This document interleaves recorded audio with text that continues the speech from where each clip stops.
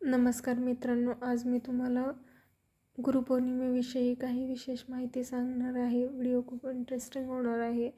गुरुपौर्णिमेची सुरुवात कुठून झाली, सगळ्यात पहिला गुरु कोण, हे सर्व गोष्टी मी या व्हिडिओतून तुम्हाला सांगणार आहे. माहिती आवडल्यास लाईक, शेअर, कमेंट करायला विसरू नका. जय जय रामकृष्ण हरी.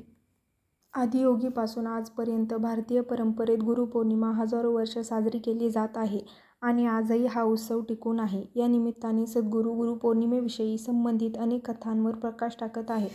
आदियोगींनी पहिल्या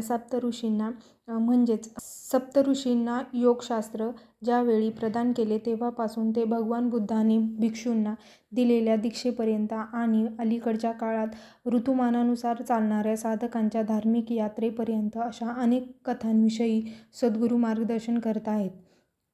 सध्या गुरूंचे दक्षिणायन सुरू होत आहे. या काळात सूर्याचा पृथ्वीशी असलेला संबंध उत्तरी भ्रमणापासून दक्षिणी भ्रमणाकडे बदलतो. या कालावधीत मानवी शरीरात होणारे बदल साधना करण्यासाठी आणि लक्ष्य निश्चितीसाठी अधिक उपयुक्त ठरतात. याच काळात शेतकरी आपल्या जमिनीची मशागत सुरू करतो. आपला देह म्हणजे धरतीचा तुकडाच आहे आणि एक योगीसुद्धा या मातीच्या गोळ्यास म्हणजेच आपल्या शरीरास मळायला सुरू करतो. एक असे शरीर जे धारण करण्याची एक सुवर्णसंधी ज्याला प्राप्त झाली आहे. आणि हजारो वर्षापूर्वी अगदी याच वेळी आदियोगींची कृपादृष्टी मानवी प्राण्यावर पडली. गुरुपौर्णिमेची पहिली कथा. योगिक संस्कृतीमध्ये शिवाकडे देवता म्हणून नव्हे तर आदियोगी म्हणून पाहिले जाते. 15,000 वर्षांहून अधिक काळापूर्वी या योगी हिमालयातल्या उच्च प्रदेशामध्ये अवतरला. त्याचे उगमस्थान किंवा त्याचा पूर्व इतिहास याविषयी कोणालाच कल्पना नव्हती. याशिवाय त्याने स्वतःची ओळखही करून न दिल्याने त्याचे नावही अज्ञात राहिले. परिणामी त्याचा उल्लेख आदियोगी किंवा प्रथमयोगी असा केला जातो. गुरुपौर्णिमा म्हणजे प्रथम योगीने स्वतःचे रूपांतर आदिगुरु पहिल्या गुरुमध्ये केले ती पौर्णिमा. त्यांचा उगम झाला, तो स्थानास्थ झाला, तो शून्य अवस्थेत होता. त्याच्या नेत्रातून वाहणारे परमानंदाचे अश्रू हीच जीवनाची एकमात्र निजखून होती. या व्यतिरिक्त काही जाणवत नव्हतं. अगदी त्याचं श्वसन सुरू आहे की नाही हे सुद्धा समजत नव्हतं. तो काही गूढ अनुभूती घेत असल्याचं तिथल्या लोकांना जाणवलं, ज्याची ते कल्पनाही करू शकत नव्हते. सारंच अगम्य होतं. ते लोक आले, काही वेळ त्यांनी वाट पाहिली आणि अखेरीस ते निघून गेले. कारण गूढ अनुभूतीत हरवलेल्या त्या योग्याला भोवतालचे भान उरले नव्हते. पण केवळ 7 माणसे तेथे थांबून राहिली. या आदियोगीकडून ज्ञान ग्रहण करण्यासाठी ती 7 माणसे आग्रही होती. पण आदियोगींनी त्यांच्याकडे दुर्लक्ष केले. त्या 7 जणांनी प्रार्थना केली, जे ग्वाह्य ज्ञान आपल्याला प्राप्त झाले आहे ते आम्हालाही प्राप्त करण्याची इच्छा आहे. त्यांची विनवणी धुडकावून लावत आदियोगी गरजले, मूढमतींनो, तुम्ही आज ज्या अवस्थेत आहात त्यावरून हे स्पष्ट होतं की लाखो वर्षांपर्यंतही तुम्हाला ज्ञानप्राप्ती अशक्य आहे. हे प्राप्त करण्यासाठी तुम्हाला कठोर तपस्या करायची आवश्यकता आहे. हा काही पोरखेळ किंवा मनोरंजन नव्हे. पण त्यात 7 जणांना अट्टहास इतका तीव्र होता की आदियोग्यांनी त्यांना काही पूर्वतयारीचे टप्पे सांगितले. दिवसांमागून दिवस गेले, महिन्यांमागून महिने सरले, वर्षांमागून वर्षे गेली, तरीही या 7 जणांनी तपस्या सुरूच होती. आदियोगींनी मात्र त्याच्याकडे पाहिलेसुद्धा नाही. असं म्हणतात की 7 जणांची साधना जवळपास 84 वर्ष अखंड सुरू होती. 84 वर्षांनंतर एका पौर्णिमेच्या दिवशी सूर्य जेव्हा उत्तरेकडून दक्षिणेकडे भ्रमण करता होता त्या दक्षिणायनाच्या आरंभी आदियोगींची कृपादृष्टी त्या 7 साधकांवर पडली. आता ते आत्मज्ञानप्राप्तीसाठी पात्र झाले होते. या पात्रतेच्या तेजाने ते तळपत होते. आता ते खरंच पात्र बनले होते. आदियोगी आता त्यांच्याकडे दुर्लक्ष करूच शकत नव्हते. आदियोग्याने त्या 7ही जणांना जवळून निहाळले आणि जेव्हा प्रकाशात पूर्णचंद्र दिसला त्यावेळी त्याने गुरुच्या भूमिकेत जायचे ठरवले. ती पूर्णचंद्राची पौर्णिमा गुरुपौर्णिमा म्हणून ओळखली जाते. पहिल्या योग्याचे रूपांतर आदिगुरूत होण्याची पौर्णिमा म्हणजे गुरुपौर्णिमा. तो आदिगुरू दक्षिण दिशेला वळला आणि त्याने आपल्या 7 शिष्यांना योगशास्त्राचे ज्ञान दिले.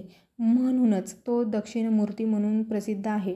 हीच ती दक्षिणायनातील पहिली पौर्णिमा. हीच ती गुरुपौर्णिमा ज्या पौर्णिमेला आदिगुरूचा म्हणजेच ब्रह्मांडातल्या प्रथम गुरूचा जन्म झाला. सर्व मर्यादा भेदण्याची शक्यता. ज्ञान संक्रमित करण्याचा हा विश्वातला पहिला योग कार्यक्रम कुठे संपन्न झाला बरं? केदारनाथपासून काही किलोमीटर अंतरावर असलेल्या कांती सरोवरच्या काठी. जेव्हा आपण योग असं म्हणतो ते काही शरीर वेडेवाकडे पिळणे किंवा श्वास रोखून ठेवण्याच्या क्रियांबद्दल बोलत नाही आहोत. आपण सध्या चर्चा करत आहोत ती जीवनाच्या मूलभूत प्रक्रियेविषयी आणि तुम्ही जी या सृष्टीची एक रचना आहात तिला तिच्या सर्वोच्च संभावनेत प्रस्थापित करण्याविषयी. मानवी चेतनेचा हा अंतर्भूतपूर्ण आयाम किंवा सीमित मनुष्याला असीमित आणि वैश्विक बनवणारं गावक्ष उघडलं ते गुरुपौर्णिमेलाच. गुरुपौर्णिमा ही मानवजातीच्या इतिहासातील सर्वोच्च क्षणांना अधोरेखित करते. श्रेष्ठत्वाच्या आणि मुक्तीच्या शक्यतेला ती प्रकाशात आणते. तुमचा जन्म कोणत्या वंशात झाला, तुमचा जन्मदाता कोण आहे किंवा जन्मताच अथवा नंतर तुमच्या कोणत्या कमतरता किंवा दोष आहेत याची काहीच फरक पडत नाही. प्रयत्नांची पराकाष्ठा करायची तुमची तयारी असेल तर तुम्हाला लौकिक झेप घेऊ शकता. पण आदियोगींनी आध्यात्मिक उन्नती चर्चा केली आणि ती जवळपास 15,000 वर्षांपूर्वी आदियोगींच्या शिकवणीचे सार आहे. ब्रह्मांडातल्या प्रत्येक अणुरेणूत अगदी सूर्य ग्रह यांच्यातही त्यांची स्वतःची चेतना विराजमान असते. पण त्या सर्वात विवेकी मन मात्र नसते जे केवळ मानवात आहे. एकदा एक विवेकी मनासोबत चेतना उन्नत झाली की एक सर्वशक्तिशाली शक्यता निर्माण होते. यासाठीच मानवी जीवन अगदी अद्भुत अद्वितीय आहे. आदियोग्यांनी योगविज्ञानाचे ज्ञान सप्त ऋषींमध्ये संक्रमित केल्यानंतर ते 7ही ऋषीगण योगविज्ञानाच्या प्रसारासाठी जगभर पसरले. त्यापैकी एक अगस्त्य मुनी ज्यांनी भारतीय उपखंडाच्या दक्षिणेत आपले कार्य सुरू करण्यासाठी मार्गस्थ झाले.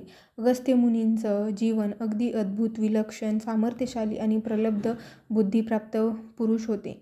हिमालयाच्या दक्षिणेकडील संपूर्ण भारतीय उपखंडातील प्रत्येकासाठी एक आध्यात्मिक क्रिया प्रदान केली.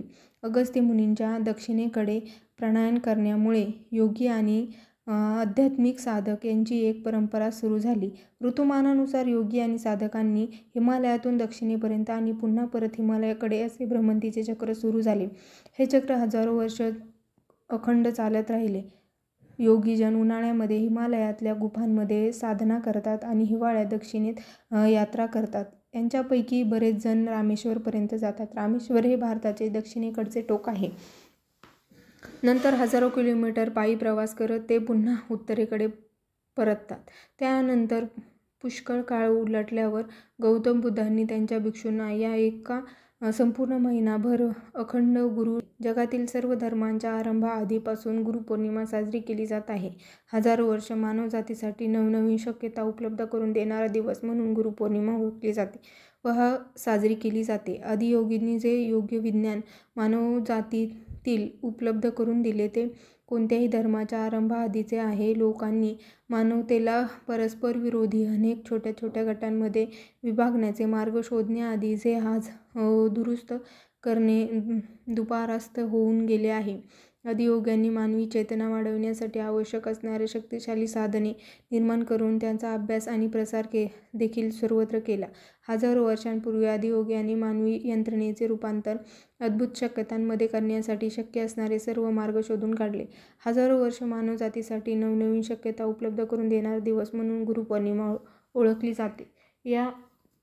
साजरी केली जाते. या परिष्कृत विज्ञानाची आधुनिकता अविश्वसनीय आहे. त्या काळी लोक इतके सुधारलेली आधुनिक होती का हा प्रश्न प्रासंगिक नाहीये, कारण हे ज्ञान एका विशिष्ट संस्कृतीतून किंवा विचारसरणीतून आलेले नाही. हे आंतरिक साक्षात्कारातून आले आहे. त्यांच्या सभोवताली काय घडत होते याचा त्यांच्याशी काही संबंध नव्हता. त्यांच्या आत्मसाक्षात्कारातून अनुभवलेल्या एकात्मतेच्या सानिध्याने त्यांनी स्वतःलाच विश्वकल्याणासाठी प्रस्तुत केलं. मानवी यंत्रणेमधील प्रत्येक अंगात असलेली शक्यता कशी खुली करता येईल हे त्यांनी अत्यंत तपशीलवार दाखवून दिलं. अगदी काही जण आपण त्यामधील एकही गोष्ट बदलू शकत नाही, कारण जे काही सांगण्यासारखे होते ते त्यांनी अगोदरच अतिशय सुंदर प्रकारे आणि बुद्धिकौशल्याने सांगून ठेवले आहे. आपण केवळ ते आकलन करून घेण्यासाठी आपले आयुष्य खर्च करू शकता. गुरुपौर्णिमेचा संबंध मोक्ष आणि मुक्तीशी आहे. एक अशी शक्यता जी मानवाला कधीही माहीत नव्हती. तुमचे आनुवंशिक गुणधर्म काय आहेत, तुमचे पूर्वज कोण होते, किंवा तुम्ही कोणत्या मर्यादा घेऊन जन्माला आलात किंवा कोणत्या मर्यादा घालून घेतल्या असलात तरी काही हरकत नाही. तुम्ही जर प्रयत्न करण्यास राजी आहात तर तुम्ही त्या सर्व मर्यादा मोडून प्रगती करू शकता. हा दिवस यासाठी ओळखला जातो आणि म्हणूनच हजारो वर्षे या संस्कृतीत हा एक महत्त्वाचा उत्सव म्हणून ओळखला जात होता. प्रत्येक व्यक्तीने हे केलं पाहिजे. या गुरुपौर्णिमेला कामाला जाऊ नका. सुट्टीचा अर्ज करा आणि सांगा, गुरुपौर्णिमा आहे म्हणून मी कामाला येऊ शकत नाही. तुमच्या सर्व अपेष्टांना गुरुपौर्णिमा आहे म्हणून सुट्टीचा अर्ज द्यायला सांगा. या दिवशी तुम्ही काय केले पाहिजे? हा दिवस तुमच्या आंतरिक कल्याणासाठी समर्पित करा. हलका आहार घ्या, संगीत ऐका, ध्यान करा, चंद्राला पाहत राहा. आपल्यासाठी हे अतिशय विलक्षण असेल, कारण वर्षातील सर्वात मोठ्या दिवसानंतर येणारी ही पहिली गुरुपौर्णिमा आहे. या दिवसाचे महत्त्व इतर किमान 10 लोकांना सांगा.